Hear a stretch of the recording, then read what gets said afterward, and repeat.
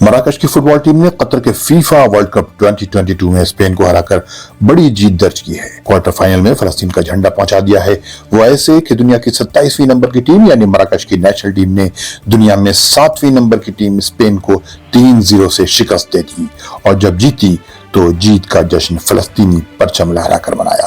مراکش ایک اکیلا عرب ملک ہے جو ورلڈ کپ سے باہر نہیں ہوا ہے اور ایک کے بعد ایک بڑی کامیابی درج کرتا جا رہا ہے۔ جب مراکش کی ٹیم نے اسپین کی ٹیم کو ہرایا اور کھیل ختم ہونے کا اعلان ہوا تو مراکش کے اسٹرائکر عبدالرزاق حمداللہ نے آگے بڑھ کر فلسطین کا پرچم اٹھا لیا اور اپنے فینس کے سامنے لہرایا، اور میدان میں تمام کھلاڑی ان کے گرد جمع ہو گئے۔ گیلری میں بھی عرب فٹ بال شائقین چاہے وہ کسی بھی عرب ملک کے ہوں، مراکش کی جیت پر فلسطین کا پرچم لہراتے نظر آئے۔ کوارٹر فائنل میں اب مراکش کا مقابلہ پرتگال سے ہوگا جس نے سوئٹزرلینڈ کو 6-1 سے ہرایا ہے۔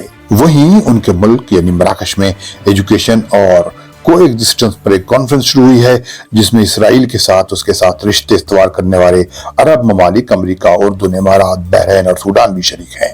مراکش کے کیپٹل رباط میں یہ کانفرنس N7 نام کی آرگنائزیشن کر رہی ہے جو 7 دسمبر یعنی بدھ تک جاری رہے گی، لیکن مراکش کے عوام نے اسرائیل کے ساتھ اس رشتے کے خلاف پورے ملک میں مظاہرے کیے ہیں۔ مراکش کے شہریوں کا ٹھاٹھیں مارتا سمندر جو اسرائیل کے ساتھ کسی بھی قسم کے رشتے استوار کرنے کے خلاف ہے۔ قطر میں جاری ورلڈ کپ کے دوران فلسطینیوں کو حاصل عرب فٹ بال شائقین کی خبریں اور وہاں اسرائیلیوں کو درپیش مشکلات کی خبریں تو آپ نے سنی ہوں گی۔ وہاں عرب شائقین نے اسرائیلی میڈیا سے بھی بات کرنے سے انکار کر دیا ہے۔ ملاحظہ فرمائیں، یہ کارٹون ذرا رک کر دیکھیں، غور سے بڑا دلچسپ ہے۔ آج بدھ کا دن اور دسمبر کی 7 تاریخ ہے۔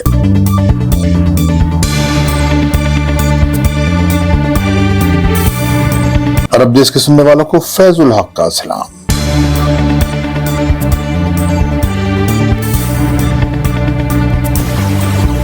آج کی اس بلیٹن کی دوسری خبروں کی ہیڈ لائنز ہیں۔ CNN نے کہا ہے کہ چین کے صدر جمعرات کو سعودی عرب کے دورے پر پہنچنے والے ہیں۔ اسرائیل کے صدر کا دورہ امارات و بحرین، 5 لاکھ بنگلہ دیشیوں کو بحرین میں ملازمت، اور تیل کی پیداوار کم کرنے کے لیے سعودی عرب اور بائیڈن ایڈمنسٹریشن کے درمیان خفیہ معاہدے کی بحث اور اس کی انکوائری کا مطالبہ۔ اب خبروں کی تفصیل۔ CNN نے کہا ہے کہ چین کے صدر شی جن پنگ جمعرات کو 2 روزہ دورے پر سعودی عرب پہنچنے والے ہیں۔ اس چینل نے 3 الگ الگ ذرائع کے حوالے سے یہ خبر دی ہے کہ چینی صدر سعودی عرب کے سفر کے دوران کیپٹل ریاض میں ایک عرب چین سمٹ اور ایک گلف چین سمٹ بھی ہوگی جس میں کم از کم 14 عرب ہیڈز آف اسٹیٹس کی شرکت متوقع ہے۔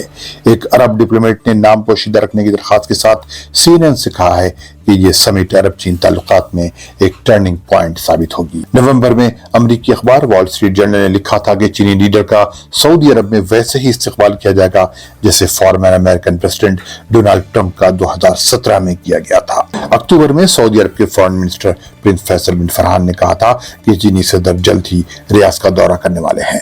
2017 میں سعودی فرمان روا شاہ سلمان بن عبدالعزیز نے چین کا دورہ کیا تھا جس میں دونوں ملکوں کے درمیان کئی معاہدوں پر دستخط بھی ہوئے تھے۔ فلسطینی تحریک مزاحمت یا ریزسٹنس موومنٹ حماس کے لیڈر اسماعیل ہنیہ نے امارات کے صدر شیخ محمد بن زاید آل نہیان کو UAE کے فاؤنڈیشن ڈے کی مبارکباد دی ہے۔ امارات میں نیشنل ڈے منایا جا رہا ہے۔ اپنے پیغام میں اسماعیل ہنیہ نے کہا ہے کہ اس موقع پر ہم یہ کہنا چاہتے ہیں کہ ہمیں دونوں ملکوں کے عوام کے درمیان اخوت اور برادرانہ تاریخ پر فخر ہے اور امید رکھتے ہیں کہ دونوں ملکوں کے لوگوں کے درمیان یہ رشتے قائم رہیں گے اور فلسطینیوں کو مکمل آزادی اور خود مختاری حاصل ہو جائے گی اور عرب اور مسلم ملکوں کے درمیان اتحاد اور یونٹی قائم رہے گی۔ حماس کے لیڈر کا پیغام شیخ محمد بن زاید کے نام اس وقت آیا جب اسرائیل کے صدر اسحاق ہرزوگ امارات کے دورے پر پہنچے اور دونوں ملکوں کے درمیان ترقی، امن و سلامتی اور خوشحالی پر بات چیت کی۔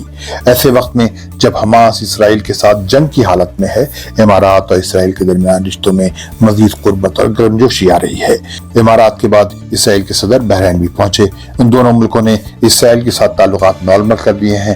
رشتوں کو استوار کرنے کے لیے جو معاہدہ سابق صدر ڈونلڈ ٹرمپ کی سرپرستی میں 15 ستمبر 2020 کو ہوا تھا، اس سے ابراہمک اکارڈ کہا جاتا ہے۔ اسرائیلی صدر نے امارات اور بحرین کا دورہ اس وقت کیا ہے جب پڑوسی ملک قطر میں فیفا ورلڈ کپ چل رہا ہے، جہاں فٹ بال ٹیمز کی حوصلہ افزائی کے لیے بجائے جانے والی ہر تالی میں فلسطین کی آزادی کا نعرہ بھی شامل ہے۔ کیا ریپبلکنز نے سعودی عرب کے ساتھ تیل کی پیداوار کو بڑھانے کے لیے کوئی خفیہ ڈیل کی تھی؟ اگر بلومبرگ کی رپورٹ پہ یقین کریں تو ہاں، اس ایجنسی نے کہا ہے کہ امریکی سینیٹ میں ریپبلکنز نے کہا ہے کہ وہ صدر بائیڈن اور سعودی عرب کے ساتھ ہونے والے اس خفیہ سودے کے بارے میں تحقیق شروع کرنے والے ہیں، جس کے تحت تیل کی پیداوار بڑھانا طے کیا گیا تھا، لیکن ایسا ہوا نہیں۔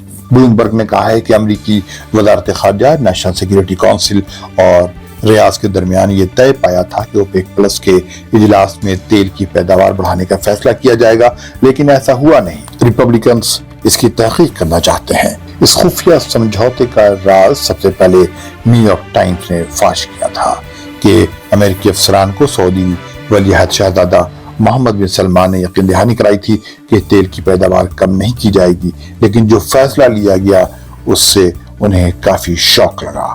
پتہ یہ چلا کہ سعودیوں کو ہمنوا بنانے کی امریکہ کی تمام کوششیں ناکام ہو گئیں۔ ریپبلکن سینیٹر جیمز کومر نے secretary of state Antony Blinken کو ایک خط لکھا جس میں کہا ہے کہ اگر بائیڈن ایڈمنسٹریشن نے امریکی انرجی پروڈیوسرز کے مفاد کو نظر انداز کر کے الیکشن کے لیے سعودی عرب کے ساتھ اس طرح کا کوئی خفیہ معاہدہ کیا تھا تو امریکی عوام کو اس کی پوری جانکاری ہونی چاہیے۔ لیکن اوپیک پلس نے تیل کی پیداوار اور کم کرنے کا جو فیصلہ کیا تھا، اس سے تیل کی قیمتیں بڑھ گئی تھیں، جس سے بائیڈن ایڈمنسٹریشن کو کافی ناراضگی ہوئی تھی۔